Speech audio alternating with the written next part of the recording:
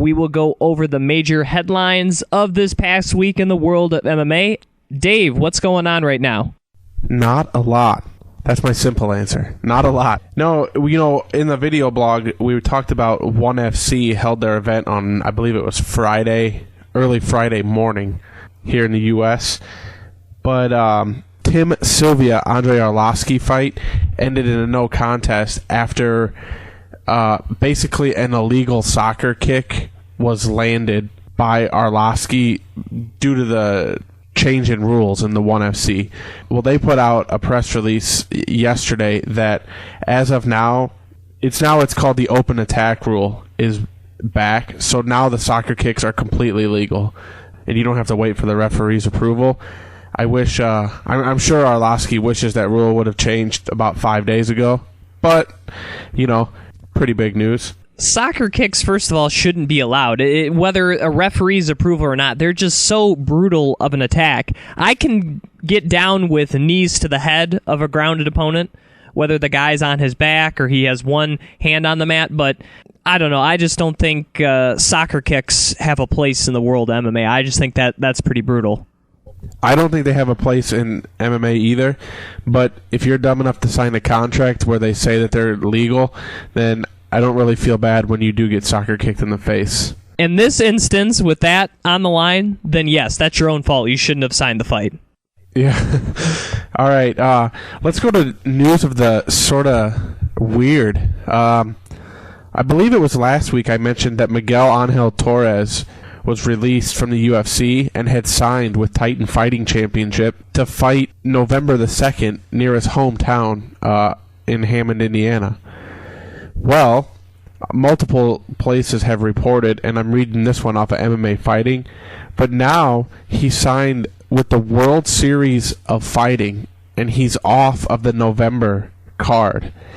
The weird thing is, if you do a Google search for the World Series of Fighting, they have a website up, but there's no information on it. They say that there's a press release coming on Thursday.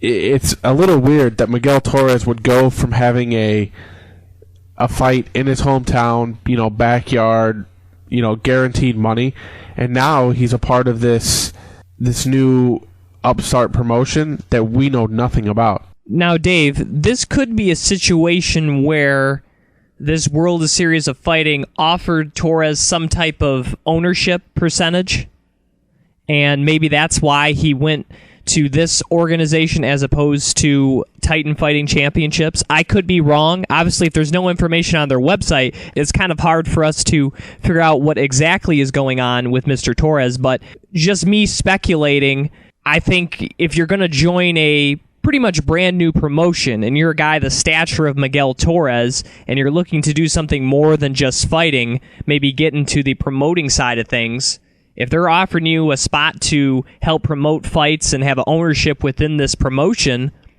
maybe you take a run at that instead of just simply fighting for Titan. Well, let me continue on here. As a result, he will no longer fight on the November 2nd Titan FC show he was originally scheduled for. But according to his management team, Torres will be allowed to fight for Titan once in the future.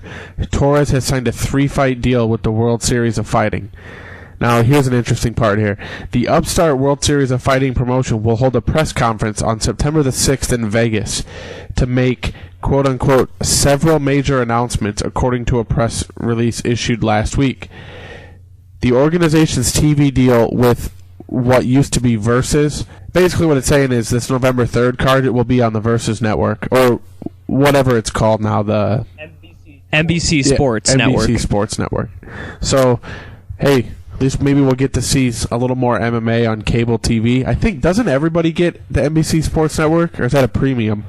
It's not everybody. It's one of those digital extras. If you got, it's probably not in the basic package, but if you got the next one up, whatever your cable or satellite provider is, probably has it, because at work, we just have the basic cable, and when anything's on NBC Sports now, I can't watch the game, which really sucks come hockey season, because they pretty much show every hockey game. Yeah, and since you're one of those darn Red Wings fans, they're on every night on the NBC Sports Network. Jeez. I know. It's so glorious. Anyways, but maybe this may be a situation where we do a weekly video blog talking about this press conference, but obviously we'll know more Thursday, but just speculation, I got to believe Miguel Torres is going to be somewhat of at stake with an ownership deal, but I could be completely off. I don't know. Yep. Well, the last piece of news I have kind of leads to maybe a little debate here. Multiple places, Twitter, Facebook, everywhere, is reporting that Jon Jones was going to be paying the fighters show money for UFC 151, but then he chose not to because everybody started, basically trashing him on Twitter. Do you believe that was ever a possibility, or is this Jon Jones trying to save a little face? Because, it's after the fact, the UFC already paid for it. If Jon Jones himself was going to do this out of the goodness of his heart, that's fine. But I think it would be wrong for the UFC to make him do this. I agree. The way that it's read is that he was going to because he could. Let me read you a quote, Jim. It says here, this was from ESPN's MMA Live. A source from very close to... Well, that's an awful quote. It's even misquoted. It says, a source from very close to him said Jon Jones was willing to pay the fighters. He felt so bad about the card being canceled, he was willing to pay the fighters on that card their fees. But after all these attacks on him by other fighters, he chose not to do that. He feels really bad about the situation and did not expect the entire card to be canceled. To me, I just think... Because it's already out there that the UFC paid these guys their show money, and I think it's just trying to get Jon Jones. It's just a move from his camp to maybe get him in the good graces of some people, since he's currently not in the good graces of a lot of people. Right. I mean, this would have helped. I don't know if it would have completely rectified the situation. It's hard to say what would rectify the situation. Obviously, that would be a start, and the fact that I don't know how much money he would have to shell out, but I would imagine if it's all the other fighters of the card, that's 20 guys at least? You figure just a modest $10,000 per fighter, that's $200,000 right there, Dave. He also has a crashed $190,000 Bentley, so I don't really, Well, if it's crashed, then he can't return it for that money. So I'm just saying, though, that's a pretty good chunk of change for a guy. This is not like an NFL player that's making millions of dollars a year off of his contract. This is a guy, if he fights 2, maybe 3 times a year, he's making a little over $500,000. Now, I know he gets money in sponsorships and whatnot, so I'm sure he makes over $1 million, just a little bit, but, it's not like he has a massive, a bank account that he can just shell out checks left and right like that. And so I think if he would have done this, it would mean a lot more than if he had the type of money that, say, your big star football player or basketball player has. But he didn't do it. I'm not going to chastise him for not doing it. I mean, last headline just popped up at 5 minutes ago on MMA Junkie.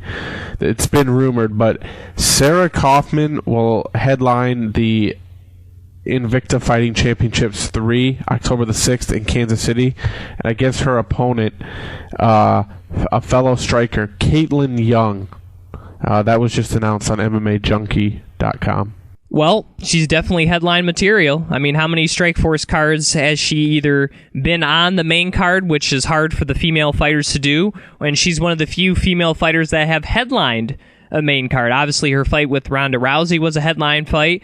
If you look at some of her other fights that have been either the main event or the co-main event, definitely a fight worthy of headlining. And with her signing, I think we kind of talked about this last week, she maybe becomes Invicta's best fighter that they have. And we've said it 1,000 times.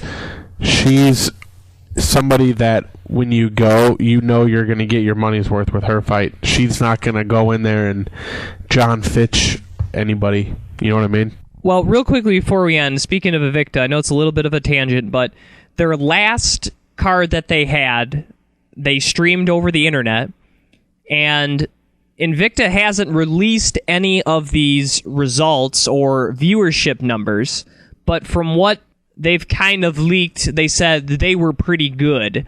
they say somewhere within the 200,000 range in terms of number of viewers that went online and watched their show.